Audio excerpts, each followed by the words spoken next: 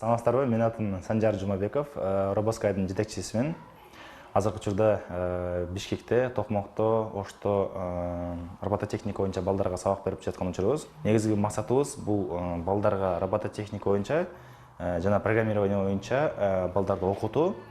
Анан келечекте андай балдардан, мисалы үчүн Илон Маска окшогон кишилерди тарбиялап чыгаруу да. Робоскай бул Кыргызстандагы силиконовый долина. Кичинекей машинадан башташат, анан умный домдон башташат, телефондун жардамы менен цветти өчүрүп жандырганда үйрөнүшөт. Аяк жагында балдар робот пылесосторун жасашат. Умный дом боюнча голосовое управление деп коет. Телефонго мисалы үчүн Google светти өчүрүп кой десең, светти өчүрүп кое тургандай, либо Google музыканы жандырып кой десең, музыканы жандырып кое тургандай деңгээлге чейин буюрса үйрөтөбүз да.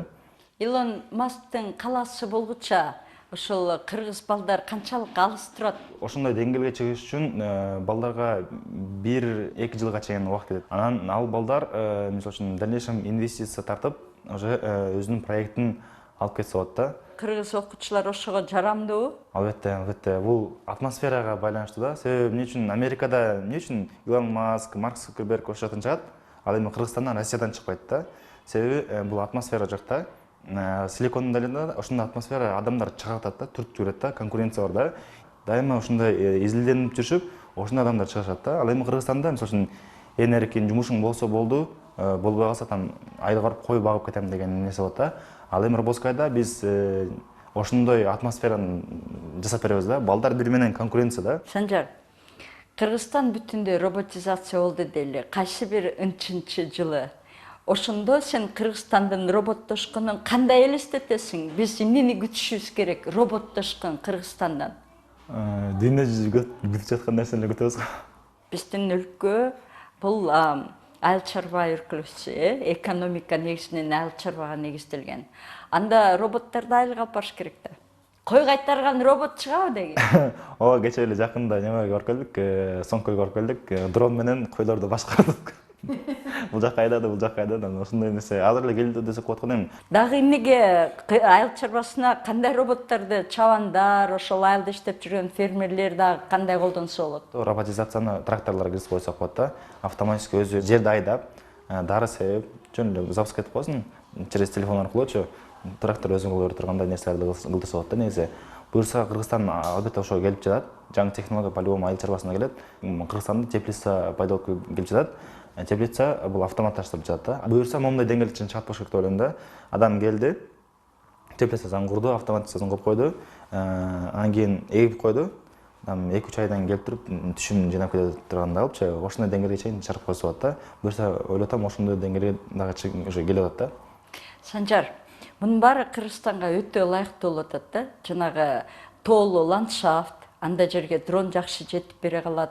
Аны башкаргандагы оңой чабандарга, фермерлерге, теплицаларга жанагындай программаны салып коюп, кнопканы басып коюп, ал чачыратып, суусун агызып коюп, утуру менен жана жер семирткичтерин туура бөлүп берип коюп. Бирок булар канчалык кымбат технология. Эмне үчүн башка өлкөлөрдө мунун баары кадыресе көрүнүш, Кыргызстанда ошондой жөнөкөй нерселер жок. Технология азыр бир аз кымбатыраак болот. Но анын окупаемости адамдын күчүнө караганда, адамдын жумушуна караганда бул арзаныраак болуп калат да. То есть эгерде долгосрочный перспективага карай турган болсоңчу, анын себеби Кыргызстанда адамдын, то есть жумушу арзан болгон үчүн бул жакта адам кылып алат да. Ал эми чет мамлекетте мисалы үчүн адамдын жумушу кымбат болгон үчүн зарплатасы көбүрөөк, айлык акысы көбүрөөк. Ошон үчүн аларга балким выгодно неме могул кандай десем, автоматизацияны коюп койгон выгодно болуп калышы мүмкүн да. Бирок Кыргызстанда азыр акырын ошого өтүп келип атат да. Азыр көп эле роботтор азык-түлүк өндүрүшүндө, мисалы үчүн сокторду куйган, коробкаларды жапкан сыяктуу ушундай колдонулуп атат учурда. Анан ар бир өлкөнүн өзүнүн спецификасы бар го, өзгөчөлүгү. Биздин өлкөдө кишилер жүрүштөрдү жакшы көрөт, толкундоолорду, демонстрацияларды жакшы көрөт. Ошондой учурда роботтордун кандай кереги тийиши мүмкүн? Отвлекающий нерселерди колдонсо балким болоттур. Мисалы үчүн адамдар аябай революция учурунда аябай кандай десем, эмоцияга алдырып, жаман нерсе болот да. Робот айтып туруш керек, токто, кан басымың мынчага көтөрүл. Эми ал учурда же ачык айта билбейт экенмин да. Бирок алындай болбой турган нерсенин алдын ала чарасын көрүп жаткан учурубуз да. Азыр кичинекей балдар менен иштешип жатабыз да. Анан 50 жылда эл жаңы деп коет да. Анан кичинекей балдарга азыртан баштап тарбия бериш керек да, ошол нерсе болбосун депчи. Эгерде азыр ошол улуу кишилер көрүп кичинекей балдар тарбиялап турган болсо, ошол нерселер кайталана берет да. Биз аларды робот жасап туруп качырганга эмес, түп тамырынан балдарга кандай десем, анын жаңы ойлонуу да, жаңы ой жүгүртүүнү берейин атабыз да. Андай нерсе болбойт да, буюрса. Демек, роботторго кызыгуунун өзү, адам баласынын эмгегин жеңилдетүүгө умтулуунун өзү кишилерди жанагындай конструктивдүү багытка өзүнүн өзү салат турбайбы? Вы уже научились его управлять, да? Смотрите, как вы думаете, вот эти части, они для чего они нужны? Чтобы он, когда выключался свет, пылесосил определенную комнату.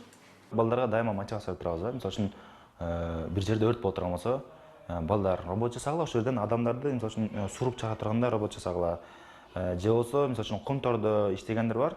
Ал жакта өтө радиация чоң дегендей. Ал жакта адам иштей албайт да. Ошол учурларга роботторду жөнөтүп койсо болот да. В принципе, ал жакта мисалы үчүн адамдар кыла турган жумуштарды биринчи роботизация неме кылат да. Бул жерден адамдын немесин, өмүрүн, ден соолугуна жардам жасап коет да. Рахмат, Санжар.